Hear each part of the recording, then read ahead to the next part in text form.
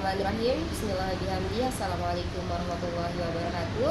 Perkenalkan, nama saya Siti Sadia, mahasiswi program studi pariwisata Universitas Hamzah Wadi yang saat ini juga mengambil program studi pengantar ilmu politik di Universitas Pelita Harapan, Universitas Terbuka Jakarta. Langsung saja, pembuatan video ini bertujuan untuk memenuhi tugas perkuliahan pada pengantar politik.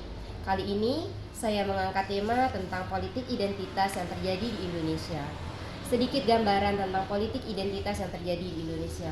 Politik identitas adalah politik yang di mana orang atau sekelompok orang yang mempertahankan budaya, moral, dan juga etika dalam kelompoknya sendiri untuk diperjuangkan ketika berada di luar.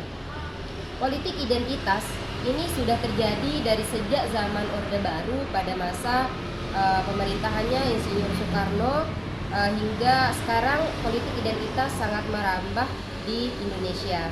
Salah satu contoh politik identitas yang terjadi dan sangat besar pengaruh dan dampaknya itu adalah ketika kasus dari Gubernur DKI Jakarta tidak aktif, yaitu Pak Ahok.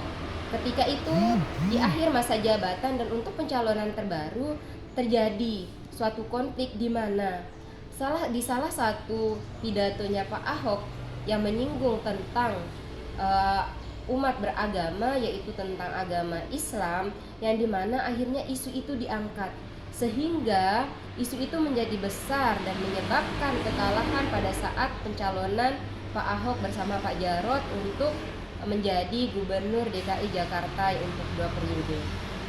Jadi dapat dilihat dari kejadian tersebut merupakan politik identitas yang sedang berlaku, yaitu tentang agama.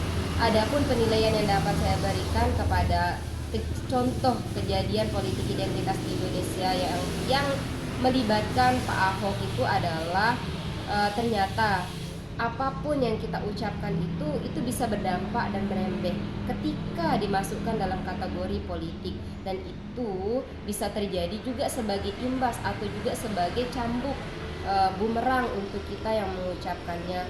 Mungkin itu saja dari saya, penilaian saya. Politik identitas yang terjadi di Indonesia tidak pernah berakhir sampai saat ini. Semua permasalahannya masih berlanjut dan belum bisa diakhiri. Saya akhiri, terima kasih. Wassalamualaikum warahmatullahi wabarakatuh.